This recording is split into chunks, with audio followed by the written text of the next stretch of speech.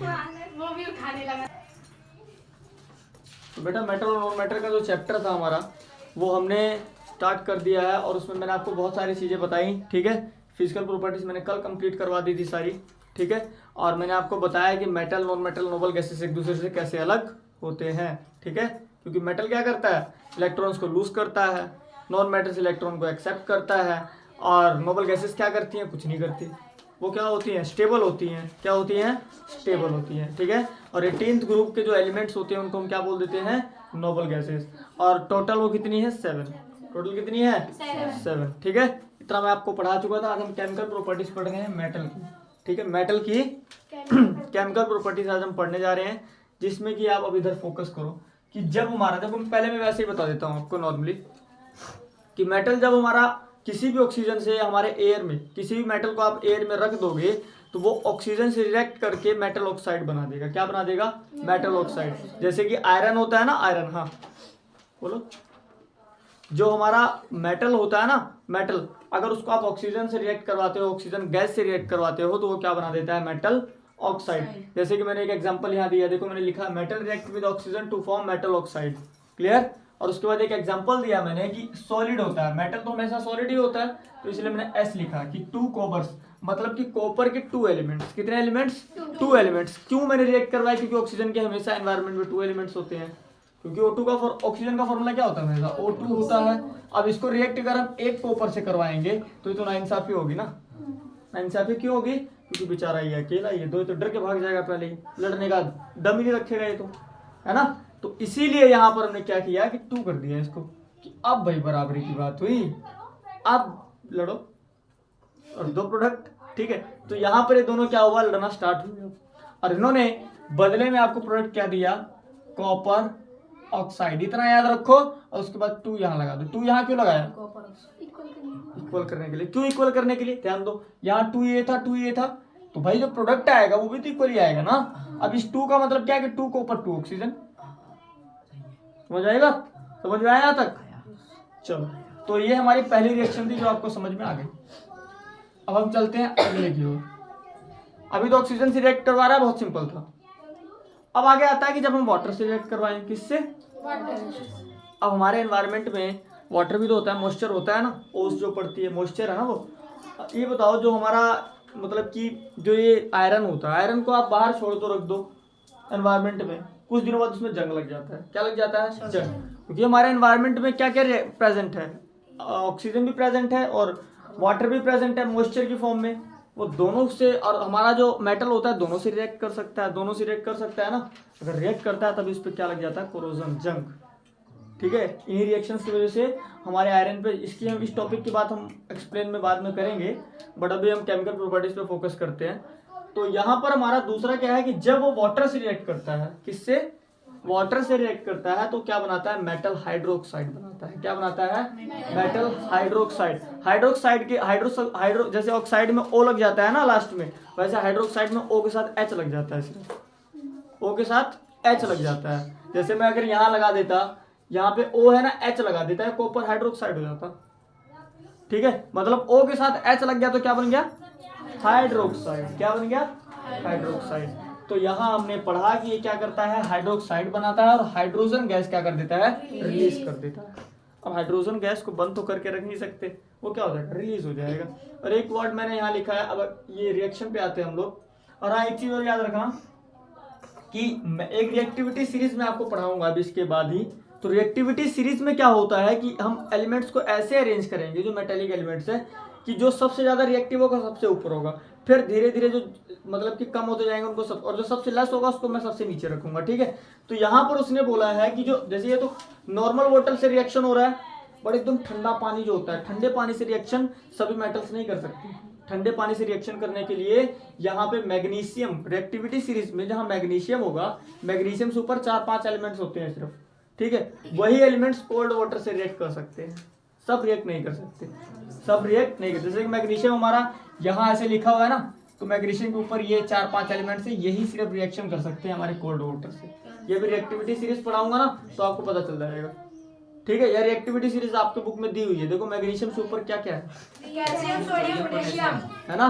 तो यही जो एलिमेंट्स हैं ये हमारे कोल्ड वाटर से रिएक्ट कर सकते हैं, ठीक है। और नॉर्मल वाटर से तो रिएक्ट करेंगे ही भाई सभी, जो हमारे एनवायरनमेंट में मॉइस्चर है या फिर नॉर्मल वाटर है तो उससे सभी रिएक्ट कर सकते हैं। बट हाँ, कोल्ड वाटर से रिएक्शन के लिए सिर्फ वही रिएक्ट कर सकते हैं जो बहुत ही ज़्यादा रिएक्टिव है। अब जो टॉप मोस्ट है वो सबसे ज़्यादा रिएक्टिव है, वही रिएक्शन कर सकते हैं, ठीक है। अब यहाँ ध्यान दो, मैं एक नॉर्मल वाटर से रिएक्शन करवा रहा हूँ, जैसे कि Mg मैग्नीशियम है, क्लियर। इसको मैंने रिएक्ट करवाया वाटर से, किससे? वाटर से। तो जब मैंने इसको वाटर से रिएक्ट कर, देखो मैग्नीशियम सॉलिड है और वाटर क्या है? लिक्विड, इसलिए L लिखा है मैंने, क्लियर। जब इन दोनों का रिएक्शन होगा तो जो सोल्यूशन बनेगा वो एक्वस सोल्यूशन होगा। एक्वस सोल्यूशन का मतलब क्या होता है? जिसमें पानी हो, पानी वाला सोल्यूशन। एक तो होता है कि सिर्फ उसमें नमक मिला दो और पेस्ट, मतलब पेस्ट की फॉर्म में बन जाता है, उसमें पानी कम होता है ना। और एक होता है कि सोल्यूशन जिसमें पानी हो, तो ऐसा सोल्यूशन जिसमें पानी हो, मतलब कि जलीय सोल्यूशन। कैसा सोल्यूशन? जलीय, जो पानी वाला सोल्यूशन होगा। जैसे आप चीनी मिलाते हो और उसमें पानी रहता है, चीनी एक पानी, तो तभी तो आप पीते हो ना लिक्विड की फॉर्म में, तो एक सोल्यूशन बन गया। क्योंकि उसमें क्या है, जो हमारा सॉल्वेंट है ना, सॉल्वेंट वाटर है। सॉल्वेंट क्या करता है? सोल्यूट को घोलता है। जैसे चीनी हमारा सोल्यूट है और पानी क्या होता है? सॉल्वेंट होता है। पानी क्या होता है? सॉल्वेंट। वो क्या करता है? उसको डिसॉल्व कर देता है ना। तो जो हमारा सोल्यूशन बनता है उसको एक्वस सोल्यूशन बोल देते हैं। कौन सा सोल्यूशन? Aqueous solution. तो यहाँ पर इसलिए मैंने यहाँ क्या लिखा? एक्वस है, क्योंकि एक लिक्विड, ये सॉलिड है, इस सॉलिड को ये वाटर लिक्विड फॉर्म में है, तो ये एक तरीके से सॉल्वेंट हो गया, ये क्या हो गया? सोल्यूट हो गया। क्या हो गया? सोल्यूट। ये इसको क्या करेगा? डिसॉल्व करेगा। क्या करेगा? डिसॉल्व। और डिसॉल्व करके लिक्विड फॉर्म में एक सॉल्यूशन बनाएगा जिसको हम बोल देंगे सोडियम हाइड्रोक्साइड। और उसी सॉल्यूशन में से जो गैस है, गैस निकलेगी धुएं के फॉर्म में। किस फॉर्म में? धुएं के फॉर्म में निकलेगी वो हाइड्रोजन गैस, जो रिलीज हो जाएगी एनवायरनमेंट में। समझ में आया? तो यहाँ से एक आप घर पे ऐसा कुछ कर भी सकते हो कि आप वाटर में कोई मेटल डाल दो, ठीक है। वाटर में कोई मेटल, अब ये मेटल मैग्नीशियम होना चाहिए। क्या होना चाहिए? मैग्नीशियम, जो ज्यादा रिएक्टिव है। ये नहीं कि लेस रिएक्टिव आप आयरन उठा के डाल दो, आयरन नहीं करेगा, ठीक है। आयरन पहली बात तो घुलेगा ही नहीं, ठीक। तो आपको क्या डालना है? मैग्नीशियम। क्या डालना है? मैग्नीशियम से ऊपर वाले एलिमेंट्स, मैग्नीशियम से ऊपर वाले एलिमेंट्स। अब मैग्नीशियम से ऊपर वाले एलिमेंट आपको पता, पोटेशियम है, मैग्नीशियम है, कैल्शियम है, ये सब है ना। इनको आप पानी में डालो, पानी में डालो और उसके बाद क्या करना, जब वो घुल जाए ना, तो क्या करना, एक माचिस की तिल्ली लेना और ऊपर ऐसे करना जला के, देखना वो उसमें से चिट चिट की आवाज आएगी। वो हाइड्रोजन गैस होती है, वो हाइड्रोजन गैस होती है, क्लियर। और जो सबसे ऊपर रिएक्टिविटी सीरीज में सोडियम, पोटेशियम है, पोटेशियम को अगर आपने डाल दिया गलती से भी पानी में, तो पानी में आग लग जाएगी, ठीक है। वो इतना इंतजार ही नहीं करेगा कि हम पहले हवा को लें तब जाके रिएक्शन करें, वो पानी में ही आग लगा देगा, इतना रिएक्टिव होता है वो सोडियम पोटेशियम दोनों। इसलिए इनको केरोसिन ऑयल में रखा जाता है। कभी भी इनको हवा में या पानी में नहीं रखा जाता है, इनको केरोसिन ऑयल के अंदर डिप करके रखा जाता है, जिससे रिएक्ट ना करें ज़्यादा, ठीक है। नहीं तो ये खतरा क्रिएट कर सकते हैं, ठीक है, क्योंकि सोडियम और पोटेशियम बहुत ही मोस्ट रिएक्टिव होते हैं ये, क्लियर। तो यहाँ आपको समझ में आया कि जब मैग्नीशियम वाटर से रिएक्ट करता है तो क्या करता है? हाइड्रोक्साइड बना देता है, एक एक्वस सॉल्यूशन, और हाइड्रोजन गैस को क्या कर देता है? रिलीज। अगर आपको ये करना है पता कि हाइड्रोजन गैस रिलीज कर रहा है, सर हमको तो दिख नहीं रहा, हम क्यों माने कि रिलीज हो रही है, तो तुम क्या करना कि बस जब सोल्यूशन बन जाए तो उसके ऊपर तिल्ली लेना और जलाना। देखो चिट चिट क्या हुआ, क्योंकि हाइड्रोजन गैस कभी भी अगर आप जलती हुई देखोगे तो उसमें आवाज आती है चिट चिट की, ठीक है। तो इस तरीके से आप पता कर सकते हो कि हाइड्रोजन गैस क्या हो रही है? रिलीज हो रही है। कोई डाउट इसमें? आप सिंपल सी चीज है। आगे आता है metal react with dilute acid to form, metal react with dilute. अब डाइल्यूट एसिड का क्या मतलब है? ये भी डाउट है हमारा, सर ये डाइल्यूट एसिड क्या है, आप तो बता ही नहीं रहे, सिर्फ रिएक्शन बताए जा रहे हैं। तो डाइल्यूट एसिड क्या होता है? ऐसा सॉल्यूशन होता है जिसमें एसिड कम होता है और पानी ज्यादा होता है। एक होता है कंसंट्रेटेड HCl। दो टाइप के होते हैं हमारे एसिड्स, एक होता है कंसंट्रेटेड और एक होता है डाइल्यूट। डाइल्यूट में पानी की, वाटर की अमाउंट ज्यादा होती है, बट कंसंट्रेटेड में एसिड की अमाउंट ज्यादा होती है और पानी कम होता है, ठीक है। तो खतरनाक कौन सा होगा? कंसंट्रेटेड, क्योंकि उसमें HCl ज्यादा है, एसिड ज्यादा है। डाइल्यूट में HCl क्या होता है? कम होता है, क्लियर। तो हम यहाँ पर क्या कर रहे हैं? डाइल्यूट एसिड से इसको रिएक्ट करवा रहे हैं, किसको? मेटल को। किसको? मेटल को। तो हमने मेटल को जब रिएक्ट करवाया डाइल्यूट एसिड से, तो उसने क्या बनाया? Metal salt. अब क्या बनाया? Metal salt. अब किसी के लास्ट में आपको क्लोराइड मिल जाए, क्या मिल जाए, क्लोराइड मिल जाए या सल्फेट मिल जाए, ये सब क्या होते हैं, सॉल्ट होते हैं। सोडियम क्लोराइड या सोडियम सल्फेट या कॉपर सल्फेट या कॉपर क्लोराइड, ये सब क्या होते हैं, सॉल्ट होते हैं। ठीक है, ये क्या होते हैं, सॉल्ट होते हैं और बेसिक नेचर के होते हैं। तो यहाँ पर क्या होगा, हमारा मेटल रिएक्ट कर रहा है जब डाइल्यूट एसिड से, तो क्या बना रहा है, मेटल सॉल्ट। क्या बना रहा है, मेटल सॉल्ट। देखो यहाँ क्लोराइड है, क्लोराइड है ना, मतलब ये सॉल्ट है, ये क्या है, पूरा सॉल्ट है।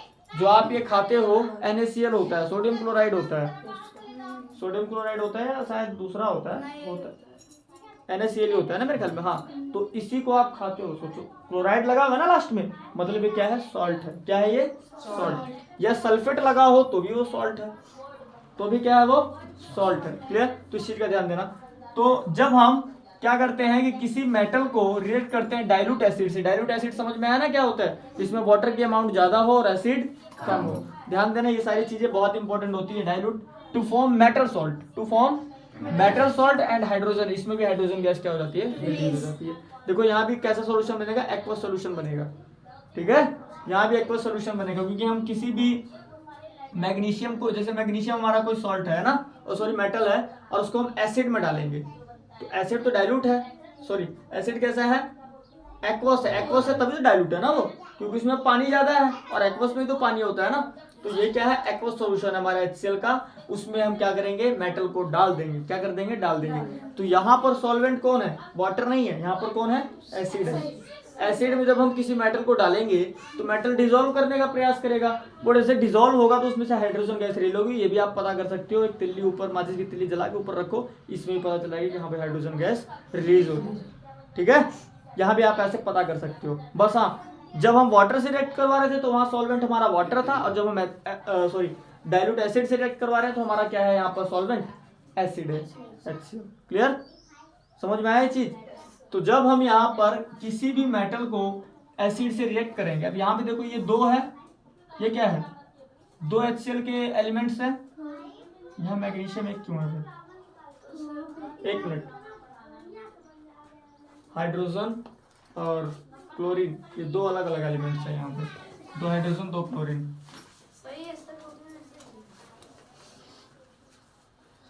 हाँ, तो शायद ये बैलेंस इसी तरीके से होते होंगे। ठीक है, आगे देखो इसमें जब मैग्नीशियम, अब यहाँ पर क्या होगा, जब मैग्नीशियम HCl से रिएक्ट करेगा ना, तब यहाँ क्या फॉर्म करेगा, तो यहाँ पर क्या होगा, मैग्नीशियम क्लोराइड बन जाएगा। क्या बन जाएगा, मैग्नीशियम क्लोराइड बन जाएगा, और हाइड्रोजन क्या हो जाएगा, रिलीज हो जाएगा।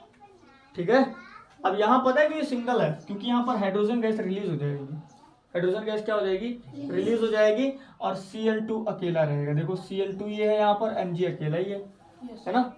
ये बैलेंसिंग वाला प्रोसेस आप पढ़ोगे बाद में, अभी मैं इसलिए इसमें ज्यादा डीप नहीं जा रहा बैलेंस करने में, क्योंकि अभी आपने पढ़ा ही नहीं बैलेंसिंग, है ना, अभी कंफ्यूज होना स्टार्ट हो जाओगे।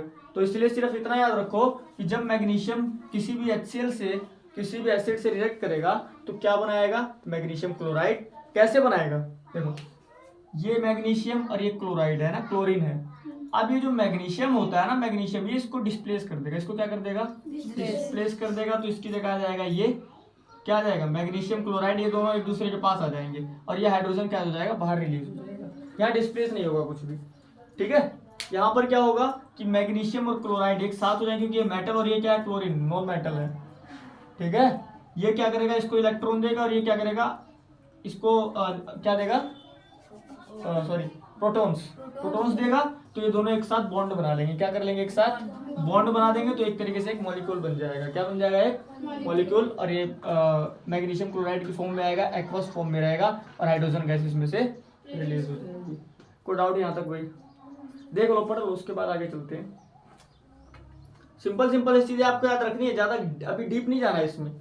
ठीक है, सिर्फ आपको इतना याद रखना, मेटल ऑक्सीजन से ऑक्साइड, मेटल वाटर से hydroxide, and hydrogen gas release, metal acid से क्लोराइड बनाएगा, और क्योंकि H के साथ Cl है इसलिए क्लोराइड बनाएगा हमेशा। क्या बनाएगा, क्लोराइड, क्योंकि हमारे एसिड में क्या है, Cl है, क्लोरीन है, तो हमेशा क्या बनाएगा, ये मेटल इसके साथ मिलकर क्लोराइड बनाएगा और हाइड्रोजन गैस रिलीज कर देगा। और उसके बाद आता है डिस्प्लेसमेंट रिएक्शन। अब हम नेक्स्ट चलते हैं, क्या चलते हैं, डिस्प्लेसमेंट रिएक्शन। अब यहाँ पर क्या होगा, देखो डिस्प्लेसमेंट रिएक्शन में ये होगा कि जो ज्यादा रिएक्टिव होंगे ना, जो ज्यादा रिएक्टिव होंगे, वो जो कम रिएक्टिव वाला है उसको धक्के मार के निकाल देंगे और उसकी जगह ले लेंगे, और वो बेचारा अकेला हो जाएगा। वो क्या हो जाएगा, अकेला। यही यहाँ पे होगा। ठीक है, ये यहाँ पर क्या होगा, ध्यान दो इधर, इसको हम डिस्प्लेसमेंट रिएक्शन भी बोल सकते हैं या रिएक्ट विद सॉल्ट भी बोल सकते हैं। किसी सॉल्ट के साथ रिएक्शन करवा रहे हैं, कोई सॉल्ट, ठीक है। अब सॉल्ट हमेशा बेसिक नेचर का होता है। कैसा होता है, बेसिक नेचर, वो एसिडिक नेचर नहीं होता।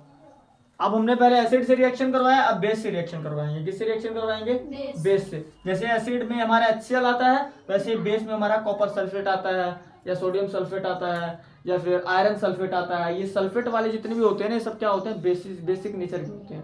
कैसे होते हैं, बेसिक नेचर के होते हैं। या फिर आप इसको भी ले सकते हो, क्लोराइड को भी, मैग्नीशियम क्लोराइड, ये भी तो एक सॉल्ट ही है ना, इसका भी नेचर कैसा होगा, बेसिक होगा, ठीक है। ध्यान दो इधर।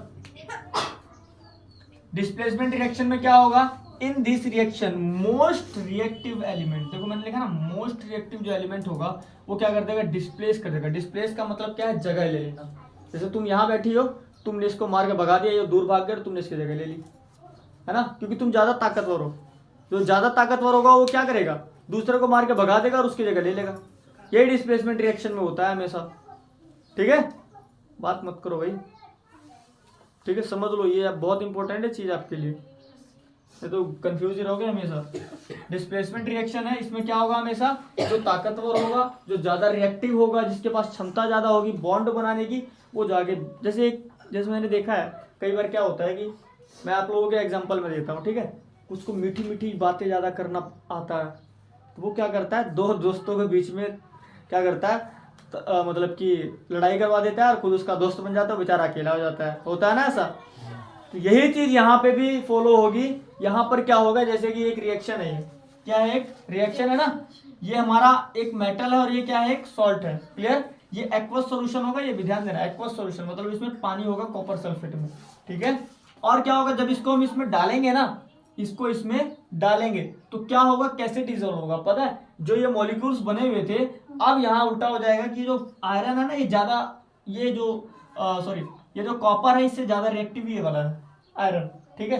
कॉपर से ज्यादा रिएक्टिव क्या है, ये है। ये ज्यादा मीठी मीठी बातें कर सकता है, तो इनकी दोस्ती अभी तो बनी हुई है, अभी बनी हुई है ना। बट जैसे ही एंट्री मारेगा इस सॉल्यूशन में, इस वाले सॉल्यूशन में जैसे ये एंट्री मारेगा, तो ये क्या करेगा, इसके पास जाएगा, कहेगा यार वो तेरे को गाली दे रहा था, ये तेरे को गाली दे रहा था बहुत ज्यादा, भगा इसको। कहेगा अच्छा गाली मेरे को दे रहा था, ये क्या करेगा, इसको हटा देगा। ये क्या करेगा, इसको हटा देगा और ये इसकी क्या कर लेगा, जगह ले लेगा। क्या कर लेगा, इसकी जगह ले लेगा। और इससे हमारा क्या बना, देखो जब ये इसकी जगह ले लेगा तो आयरन सल्फेट FeSO4 बन जाएगा और ये बेचारा अकेला हो जाएगा। ये क्या हो जाएगा, अकेला हो जाएगा। इस तरीके से हमारी डिस्प्लेसमेंट रिएक्शन चलती है, समझ आए बात। तो कभी भी रिएक्शन आए आपकी बेस से सॉल्ट से रिएक्ट करवाने की बात आए तो डिस्प्लेसमेंट रिएक्शन करवा देना। अब साइंस लैंग्वेज में सुन लो, ये तो मैंने नॉर्मल बताया। साइंस लैंग्वेज में आप इसको बोलोगे कि आयरन ज्यादा रिएक्टिव है और जो ज्यादा रिएक्टिव होगा वो इसके साथ आ जाएगा और ये इसको बाहर कर देगा। क्लियर है, रिएक्टिव ज्यादा है। अब यहाँ पर डिपेंड है रिएक्टिविटी पे, डिपेंड किस पे है, रिएक्टिविटी पे। अगर ये ज्यादा रिएक्टिव ना होता तब ये रिएक्शन नहीं होती, ये रिएक्शन होती ही नहीं। तब ये यहाँ पर क्या आता, ऐसे क्रॉस लगा हुआ आता है कि रिएक्शन ही नहीं हो रही भाई कुछ। तो हम क्या करें, इसका कोई प्रोडक्ट आएगा नहीं, क्योंकि ये वाला साइड जो होता है ना, ये वाला साइड, इसको बोलते हैं रिएक्टेंट साइड। क्या बोलते हैं, रिएक्टेंट साइड। और जो इधर आता है उसको बोलते हैं प्रोडक्ट साइड। क्या बोलते हैं, प्रोडक्ट साइड, प्रोडक्ट साइड। इस चीज को हमेशा याद रखना। अगर रिएक्टेंट्स, अब देखो ये और ये क्या है, रिएक्टेंट्स है। क्या है दोनों, ये और ये क्या है, रिएक्टेंट है। अगर एक दूसरे से रिएक्ट नहीं करेंगे रिएक्ट, तो ये चीज तो आएगी ही नहीं, ये चीज तो आएगी ही नहीं, तो इसीलिए फिर रिएक्शन होगी नहीं। बट यहाँ पर ऐसा हो रहा है कि ये वाला ज्यादा रिएक्टिव है और ये इसको यहाँ पर इसको क्या करेगा, यहाँ पे जाएगा और इसको लात मार के भगा देगा। यहाँ आयरन सल्फेट और ये आ गया कॉपर अलग, ठीक रहेंगे तीनों। बट क्या है कि बॉन्डिंग जिसकी पहले बनी हुई थी टूट जाएगी और दूसरा आगे उसकी जगह ले लेगा। क्लियर, इस तरीके से हमारी रिएक्शन होती है, डिस्प्लेसमेंट रिएक्शन। क्लियर है सारा। ये पूरी हमारी केमिकल प्रॉपर्टीज थी, इसको नोट कर लो अच्छे से। नोट तो कर ही लिया होगा आप लोगों ने। तो हम आगे चलते हैं। और इसमें कुछ बाकी तो नहीं रह गया?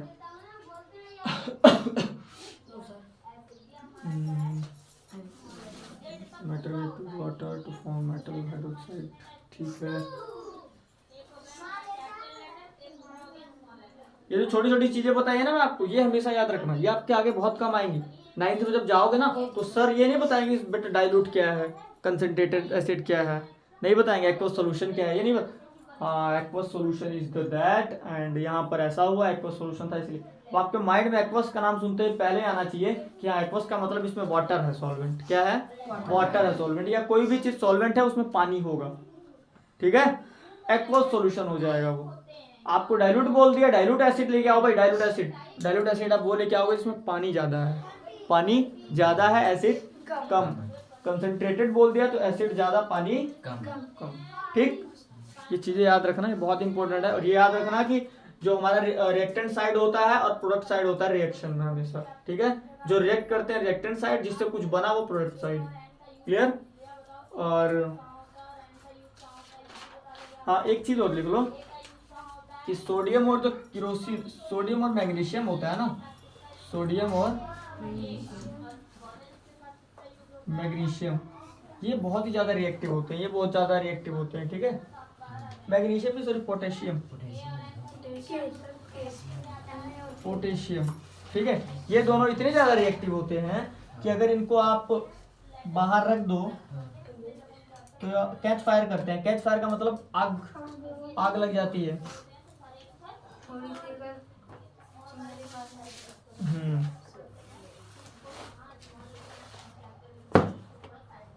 तो मैं तुमको वैसे बताने वाला था उसमें,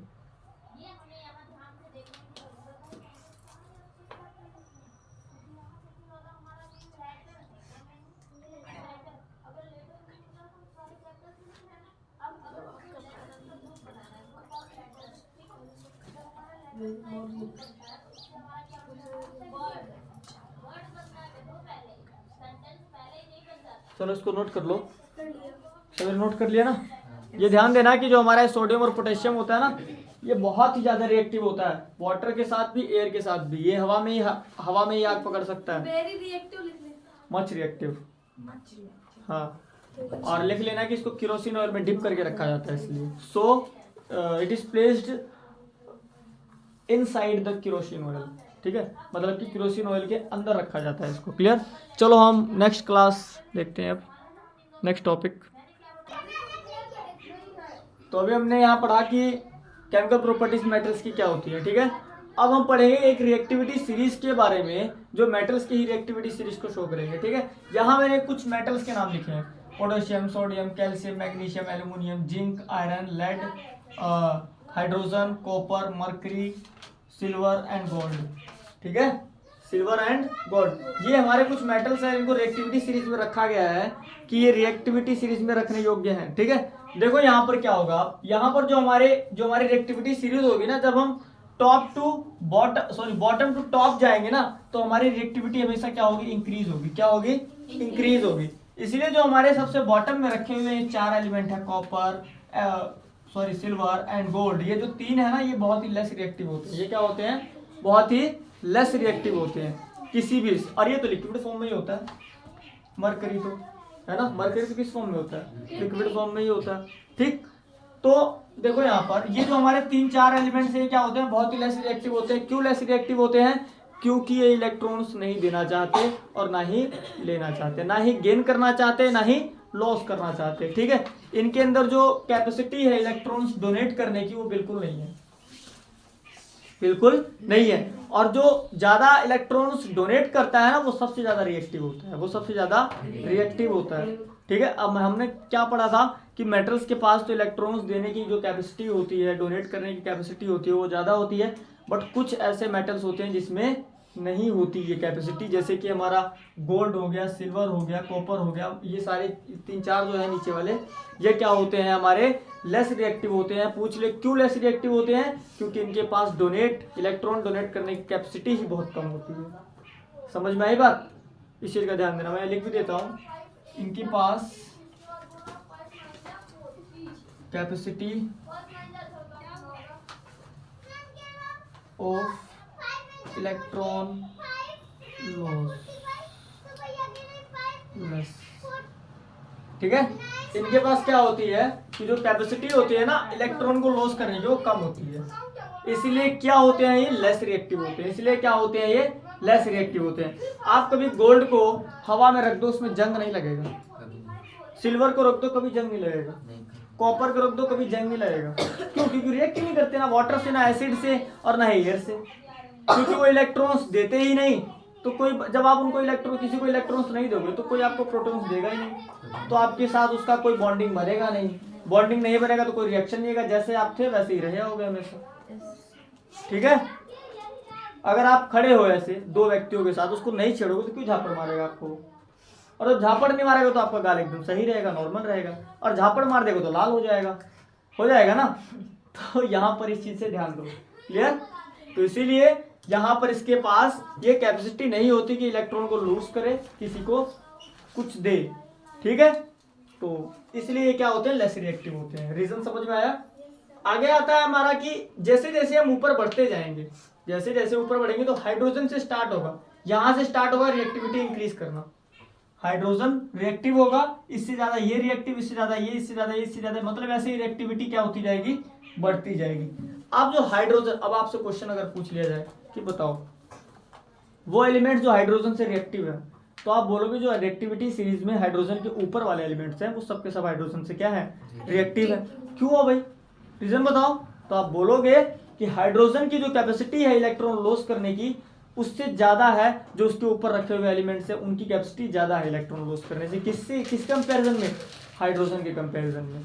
ठीक है, मतलब कि जो हाइड्रोजन से रिएक्टिविटी सीरीज में जो हाइड्रोजन से ऊपर रखे गए एलिमेंट्स है ना, उनकी जो लॉस करने की, इलेक्ट्रॉन लॉस करने की कैपेसिटी वो ज्यादा है। किससे ज्यादा है? हाइड्रोजन से। इसलिए वो हाइड्रोजन से ज्यादा रिएक्टिव है। मैंने अभी आपको क्या बताया, रिएक्टिविटी डिपेंड करती है कि वो कितना इलेक्ट्रॉन लॉस कर सकता है। ठीक है, इलेक्ट्रॉन लॉस करेगा वो तो वहां पर उनकी बॉन्डिंग बनेगी। जब आप किसी को कुछ देते हो तभी तो बॉन्डिंग बनती है ना, तभी तो प्यार बढ़ता है एक दूसरे के बीच में, है ना। जैसे कोई दोस्त है, दो ले चॉकलेट, अरे अंश चॉकलेट लाए मेरे लिए, अरे वाह हाउ स्वीट, ऐसे बोलते हो ना। तो यहाँ पर बॉन्डिंग तभी, अब वो कुछ दे नहीं रहा, ये नीचे वाले कुछ देने की तैयारी नहीं है, तो कभी बॉन्डिंग बनेगी? कोई रिएक्शन ही नहीं करेगा इनके साथ, ना कोई बात करने के लिए इनसे खुश रहेगा। क्लियर? बट ये वाले जो एलिमेंट्स होते हैं हाइड्रोजन के ऊपर वाले, ये हाइड्रोजन से ज्यादा रिएक्टिव होते हैं। नाम याद रखो इनके सबकी।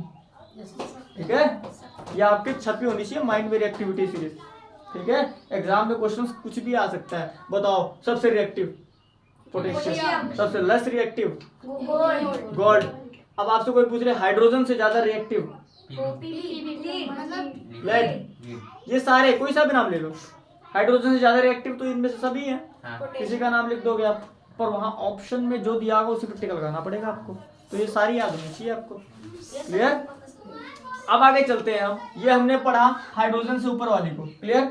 अब हाइड्रोजन से ऊपर भी तो है कुछ, है ना, जो बहुत ही ज्यादा रिएक्टिव है, और ये इतनी रिएक्टिव है। एक तो ये क्या है, इतनी रिएक्टिव है कि ये कैच फायर कर सकती है हमारी मेन दो, ये वाली दो, सोडियम और पोटेशियम। ये इतने ज्यादा रिएक्टिव हैं, इतने ज्यादा कि इनको डिप करके रखना पड़ता है केरोसिन ऑयल में। इनको वाटर में नहीं रखा जा सकता, इनको एयर में नहीं रखा जा सकता, क्योंकि कहीं भी रखेंगे ये आग लगा देंगे। क्या कर देंगे? आग लगा देंगे। क्लियर है? ये अब इनकी बॉन्डिंग कुछ ज्यादा ही बन रही है दूसरों से। अब जब इनकी बॉन्डिंग दूसरे से ज्यादा बन रही है तो तीसरे पर्सन में क्या हो रही है, जलन पैदा हो रही है। जलन, आग, कैसे इनके बीच में इतनी ज्यादा बॉन्डिंग है? तो इससे क्या हो रहा है, तहस नहस हो सकता है। इसलिए क्या करते हैं, इसको छुपा के रखते हैं। कहाँ रखते हैं? छुपा के रखते हैं। अब जैसे इन दोनों के बीच में ज्यादा बॉन्डिंग हो गई, ठीक है, हल्का देख देख कर चली जा रही है, तो अब इसको छुपाना पड़ेगा ना, कहीं छुपाना पड़ेगा कि नहीं। इसलिए इनको छुपा के एक रूम में रख देते हैं, और उसमें क्या कर देते हैं हम, केरोसिन ऑयल भर देते हैं। क्या भर देते हैं? केरोसिन ऑयल, जिससे कि ये इनकी जोड़ी बनी रहे और कोई जले बिना इनको देख के, ना तीसरों चौथों का नुकसान हो। क्लियर? तो इसीलिए ये जो हमारे होते हैं सोडियम और पोटेशियम बहुत ही ज्यादा रिएक्टिव होते हैं। इनके पास जो कैपेसिटी है इलेक्ट्रॉन्स को लूज करने की, सबसे ज्यादा इन्हीं के पास होती है, सोडियम और पोटेशियम के पास, सबसे ज्यादा पोटेशियम के पास। क्लियर? मैंने यहाँ भी लिख दिया sodium potassium high reactive, so it is placed in kerosene oil. क्योंकि ये ज्यादा रिएक्टिव होते हैं इसलिए इनको कहाँ रखा जाता है, केरोसिन ऑयल में। ये जो होते हैं हमारे लेस रिएक्टिव होते हैं, so do not react with water, air and acid. जो हमारे गोल्ड, कॉपर और सिल्वर होते हैं लेस रिएक्टिव होते हैं, इसलिए किससे रिएक्ट नहीं करते, वाटर से, एयर से और एसिड से। तो ऐसा क्वेश्चन भी बन सकता है कि बताओ ऐसा एलिमेंट बताओ जो ना वाटर से रिएक्ट करता, ना एसिड से रिएक्ट करता, इन सब से रिएक्ट नहीं करता।